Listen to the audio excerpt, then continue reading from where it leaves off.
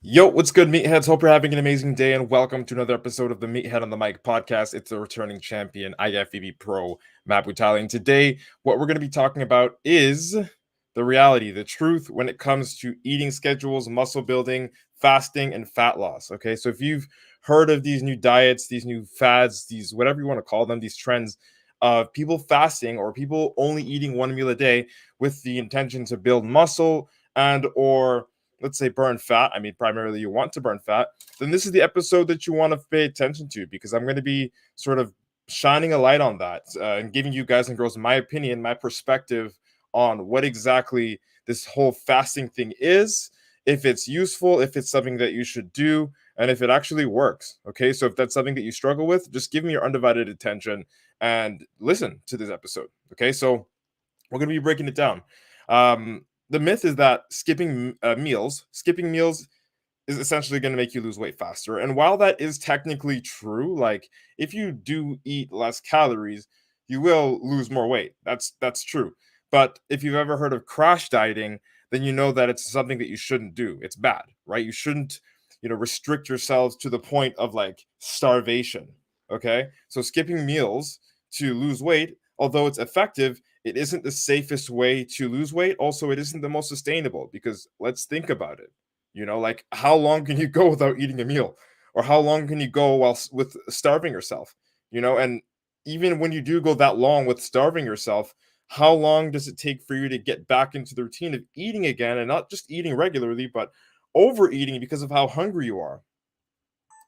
Like, think of it. When you run a lot, or if you're just really thirsty, you're going to drink a lot of water, right? As opposed to just drinking water itself. Like, if you are kind of thirsty, you're going to drink a little bit. If you're kind of hungry, you're going to eat a little bit. But if you are really hungry or really thirsty, you're going to chug that fucking bottle, right? And the same thing happens with crash dieting. You crash diet for a little bit, you restrict your calories to a point where you're fucking suffering. And then when it's, you hit that goal, or, you know, you hit that number on the scale pops up, you're like, woo, I finally hit that goal. What do? You end up undoing all that progress by eating a whole bunch of shit. And even if you're not eating junk food, you end up eating way more than you did to get yourself to that position, which undoes everything and almost puts you in an eating disorder sort of style, right? Of nutrition. And that's horrible. You don't want to have to rely on that type of system to lose weight. It's going to give you a bad relationship with food, and it's going to cause you to yo-yo diet, go up and down, eat very little and then eat a lot, eat very little, a lot. And the whole thing is, you want to be able to have something that's sustainable, and crash dieting or fasting all the time just isn't sustainable. Okay, like the reality is skipping meals can lead to unhealthy eating habits and a slowed metabolism. Like, you can really slow down your metabolism. Okay, you can slow down your metabolism by eating way less. It's not good to do that.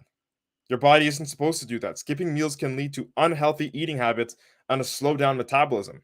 Okay, it's important to fuel your body with balanced meals and snacks throughout the day.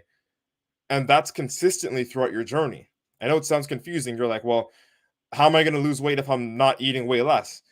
The thing is, you're going to be eating less, but not way less, right? It's about consistency and it's about longevity. Okay, if you can actually do it, if it's actually sustainable, if you don't feel like you have to eat a house after your diet or after you hit that goal, then you're doing something right.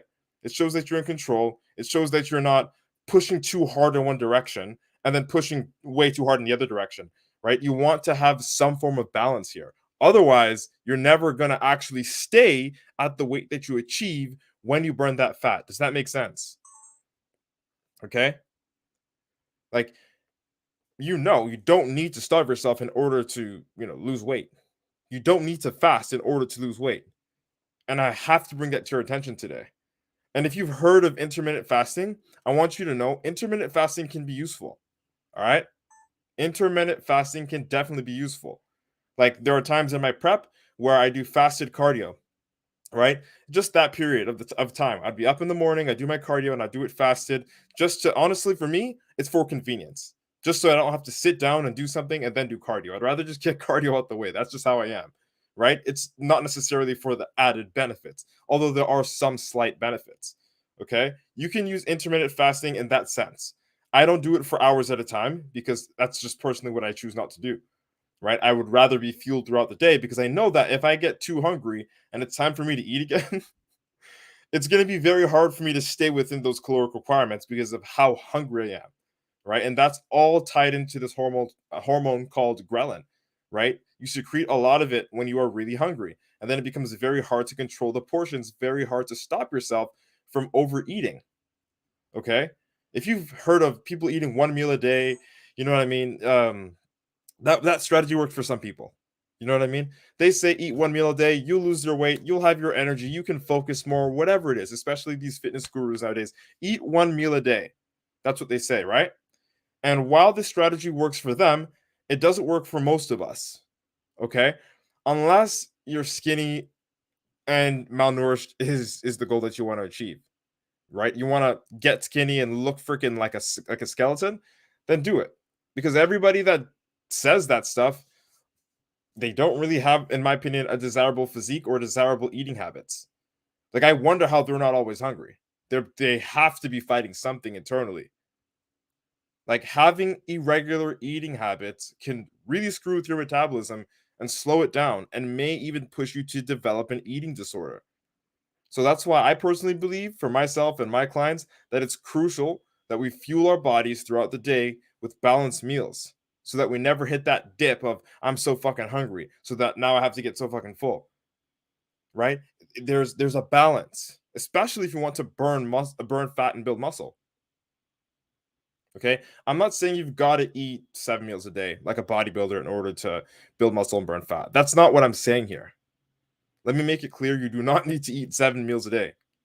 All right. But what you do need to do is eat 3 to 4 meals a day that guarantee you achieve your macronutrient goals and your caloric requirements. So if you're losing weight, you want to be in a calorie deficit. Of course, that number is going to be specific to where you are in your journey.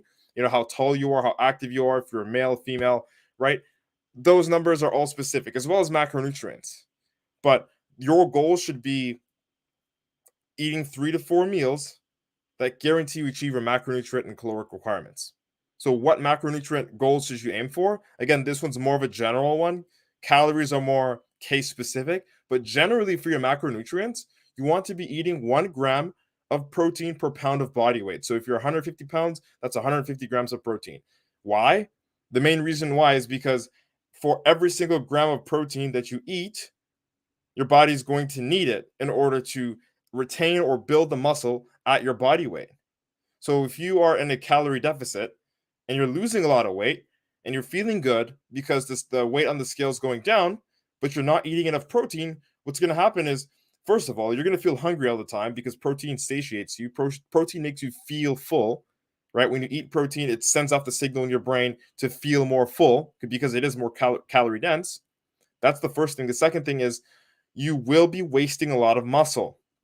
What am I talking about when I say you're going to be wasting a lot of muscle? What I'm saying is, when you get down to that point where you're losing so much weight, or you're just, you're having all this amazing progress that you think is so amazing in your fitness journey, and you're not eating enough protein, and you're working out, and you're doing your cardio, you're wasting muscle tissue. You're going catabolic, meaning you aren't eating enough protein to keep your body in protein synthesis to make sure your muscle is growing.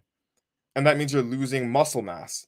And some of you are thinking, well, I don't really care. Like, won't losing muscle mass help me tone up? Like, isn't losing muscle mass a part of the process to, burning fat and losing weight? Like, muscle is weight. I'm proud that I'm losing weight. So does it really matter? No.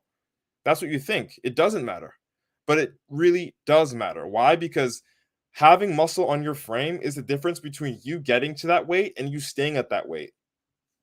If you lose muscle and fat, a lot of muscle and fat, to get down to that weight, when you get down to that weight, it's going to be a lot harder to stay there because you're going to have to continue to eat less. Whereas if you focus on building muscle as you lose your weight, your muscle mass increases. And if you guys don't already know and you haven't been in tune with the Meathead on the Mic podcast, we always talk about it. Muscle is more calorically expensive than fat, meaning the more muscle that you have on your body, the more calories you burn just by existing, just by sleeping, just by walking, thinking, working, doing anything that isn't fitness related. Your body will burn more calories. Your metabolism will be faster and higher. if you have more muscle on your physique compared to fat, right? So if we could understand that, then we understand that the more muscle that you retain and build while you burn fat is going to increase your metabolism, meaning you could almost eat more once you get a lower body weight, which is the dream. Who doesn't want to eat more food and burn more fat, right? And that keeps you in a state not only to achieve your goal, but to permanently keep it with half the effort it took to get there. Does that make sense?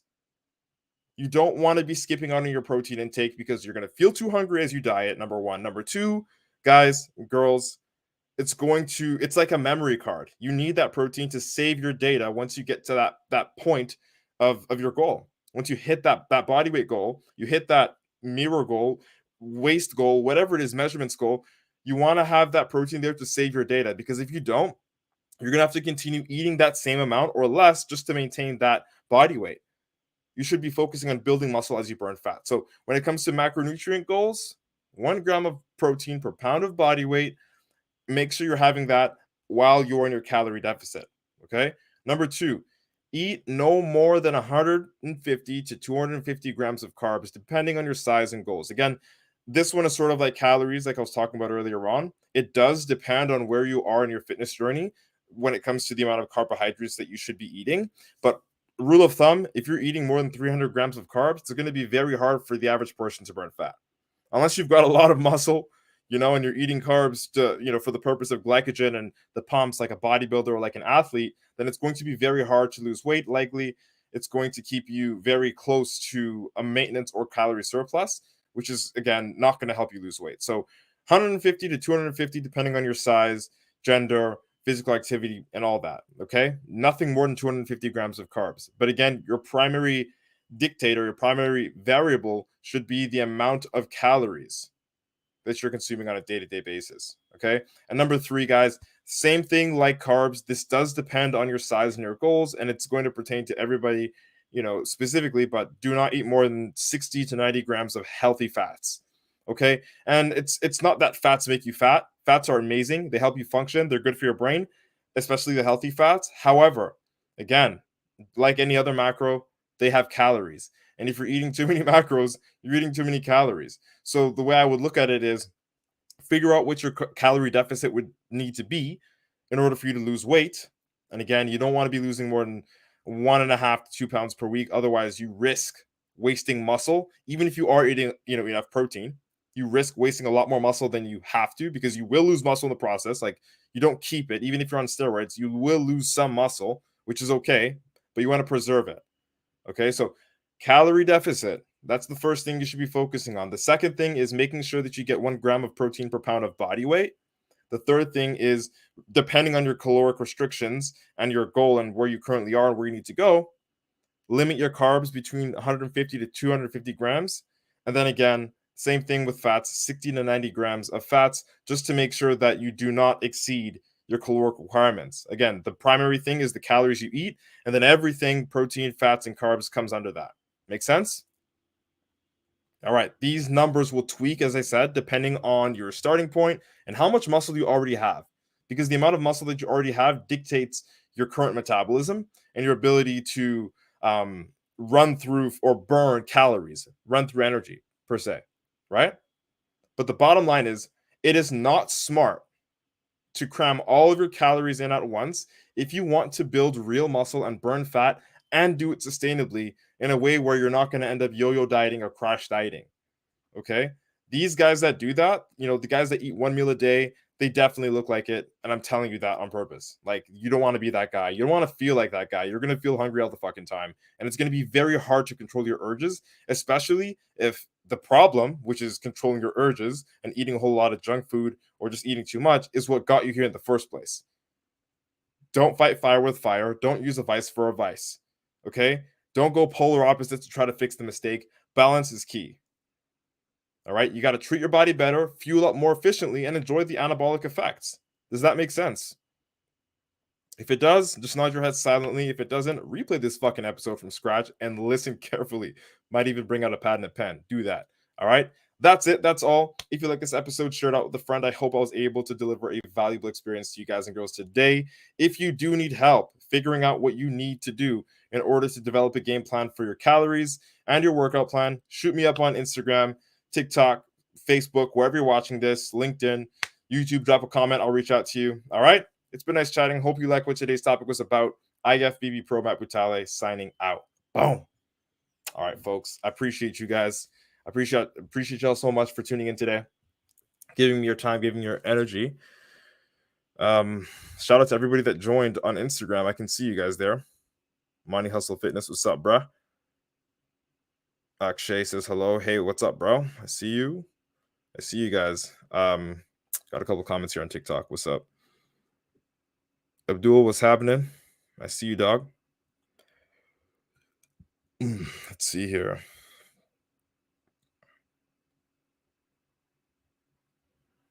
All right. Yeah, we got some trolls on TikTok, but that's normal. That's okay. All right, folks. That's it. That's all. Hope you guys and girls enjoy yourself. We'll be back again tomorrow with another episode of the Meathead on the Mic podcast.